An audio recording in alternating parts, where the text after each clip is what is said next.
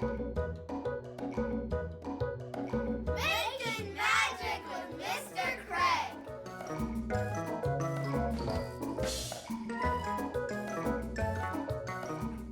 Hey everybody, Mr. Craig here from the Boys and Girls Club of Greater Green Bay. But not just that, I'm also from the National Virtual Club as well as the Boys and Girls Club Creates. So I get a chance to do all these artsy type videos and get a chance to have my teachings reach a whole bunch of other kids.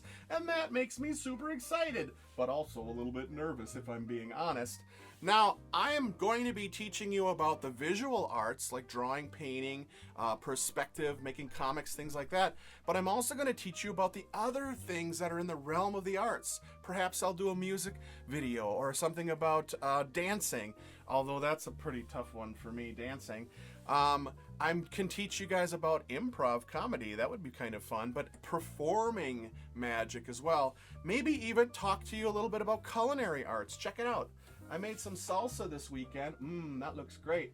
And I made a bunch of jars of it, gave it out to the staff at Boys and Girls Club, and it disappeared just like that. So holy mackerel, did that go fast. But made it disappear. That's kind of interesting. That's a good segue into the next part I want to talk about, because by cracky, I want to teach you guys about doing magic.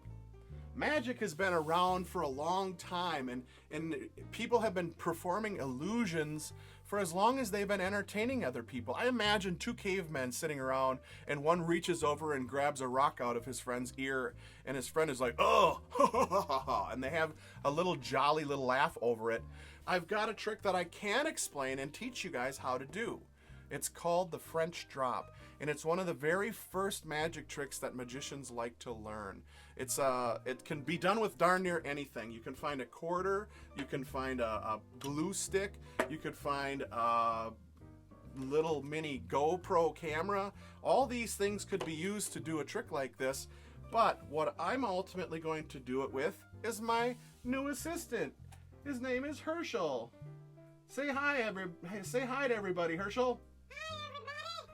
That's good. Okay. Now Herschel is a magic rabbit. And when I take Herschel and I put him in my hands like this, he always wants to kind of go where he's not supposed to be. So if I take Herschel and I grab him into my hands and I try to squeeze him, and he all of a sudden, Herschel will just disappear right out of my hands. But then I can kind of grab him out of the midair, and there he is. This little stinker likes to get around. So let me show you that again. I'm going to take Herschel, I'm going to grab him, put him in my hands, and woof, throw him at the camera, and then try to grab him out of the midair, and there he is, just right like that. Some of you guys know how I did that. I'm not stupid. I know that some of you guys are pretty darn sharp when it comes to tricks and magic already, but I want to teach you guys about the finesse to make it even better when you're doing some of your tricks. It combines a few different things. The very first thing you want to learn how to do is hold them in your hand right. So if I'm holding him like this, take a look. I'm going to take my hands. Let's take a look from above. I'm going to take Herschel and I'm going to flip it so my palm is facing up. It's really important that my palm is facing up, and I'll show you why. Watch. Plunk. That's how the trick is done. Plunk. It drops right into my hand, just like that. Herschel's gonna go plunk right into my hand. But now, from the front, if you watch, when I combine that plunk with this, it's gonna look pretty cool. I'm gonna take my thumb and go underneath my hand like this, and then when I block the hand out like that, I just dropped Herschel into my palm, but I want people to look at this hand because woof, it's gone. But no, Herschel was always right there. Okay, so he stayed right there. Again, let's watch how that's done. So from above, if I reach over and grab him, poof, I can make him go. Let's watch it again. Grab him and make him go. But I'm not grabbing him. I'm just kind of throwing him to the side. I'm making it look, whoops, I had to catch him that time. He tried to sneak away, that little guy. And I grab him and throw him away. Now, one of the things you want to do is while you're doing that trick, think about this hand, the one that's holding Herschel, the one that's hiding him. This is the naughty hand. This is the little stinky liar. because it's part of the illusion. You want him to look like, oh, I'm not doing anything. I'm just here minding my own business. And again, you want to keep this hand as still and steady and boring as possible, because people don't want to look at the boring part of things. They want to watch the exciting things that are happening over here. So when you take your hand and go woo and move it around a lot, and then or even like this, where you can take him and, whoops, that was kind of sloppy. We can grab him and blow him into the air. So that, boom, when I catch him in the air with the other hand, there he is. All right, that's called the French drop, and I really like that trick, but it's a hard one, and to really do it well, you got to do it 1,000 times. You got to do it 2,000 times, 3,000 times, and the more you do it, the more you practice, the more convincing it looks. And that's the fun part about doing that trick. It's called the French drop. Keep practicing it. And you know what? If you get caught a bunch of times, again, just have fun with it. You're learning magic. You don't have to be a perfect magician right away. Nobody is. But the cool thing is too, that when you learn how to do the French drop, you can use a quarter, and a quarter is so tiny that you can make it look like you got it in the tip of your fingers and make a big deal about it. So when you squeeze it and squeeze it and squeeze it and squeeze it, it just kind of bloop, disappears. Oh my God, where the heck did it go? It came out of my mouth. Not really. I just improvised that trick, and it kind of could be something that you do completely. All right, so French drop. It's the first thing I want you to learn about. The cool thing about that is that you don't need any props for that. You just find something on the street. Boom, rock, boom, make it disappear. And you can do that and practice it with almost anything. The next trick I want to teach you is going to need a prop. You need some type of a prop, like a pencil, okay, or a pen. Pencil or a pen will work really good for this. And normally pencils are made out of wood and solid, but this one here, when I hit the eraser, becomes rubber. Oh my gosh, look at that, it's a rubber pencil. It's rubber, boing, boing, boing, boing, boing, wobble, wobble, wobble, wobble, wobble, until I shut it off again, and now it's solid. Again, turn it on, wobbly, wobbly, wobbly, turn it back off, hard, stiff pencil. How do you do that? Some of you guys already know that one. Again, you guys are sharp as tacks. I like that. But again, let me teach you how to do it with a little bit more forte or finesse or ninja skills. So we're going to take the pencil, we're going to hold it really loose. So look, it's not even in my fingers really tight. This is tight, this is loose. This is tight, this is loose. Now when I keep it loose, but move my arm up and down, keeping the pencil, letting the pencil wobble, it really makes quite an illusion. Isn't that cool? I think this probably goes back to when I was 5 years old when we first saw some of these tricks, and it's just a fascinating thing. But you can also, you know what, make this pencil super sticky. Yeah, like my palm of my hand is dry as a bone, but if I take this sticky pencil and I put it in the palm of my hand, and then I'm going to grab a hold of it because magic is about to happen, and when I open my hand, ooh, look at that, the pencil stays focused on my hand. Isn't that cool? That's a great illusion, unless you're looking at it from this side. Uh-oh, you caught me. Look at that. I'm holding it. It's not magic that I'm using to hold my wrist. I'm using it because I want to cheat and put my index finger over my palm. But look, that's what it looks like from that side. Whoa! Whoa! And the cool thing is that you can use, where did my prop hammer go? You can use something as heavy or big as a hammer, and look at this. It's not going to work with a hammer because it's too big, right?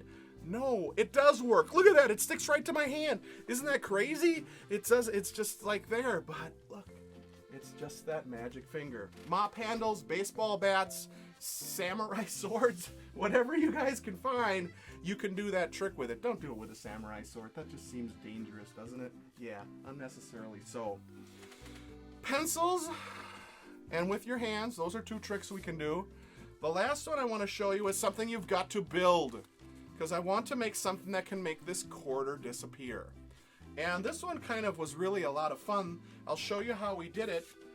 And you need some rings. You remember the salsa that I made?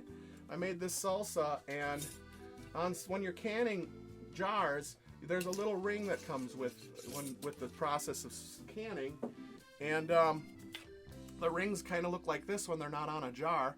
So that's kind of what you need. You need one or two of these jar lids, and the cool thing is look, it's hollow. The quarter can drop through, but if you watch from above, that's probably the best angle.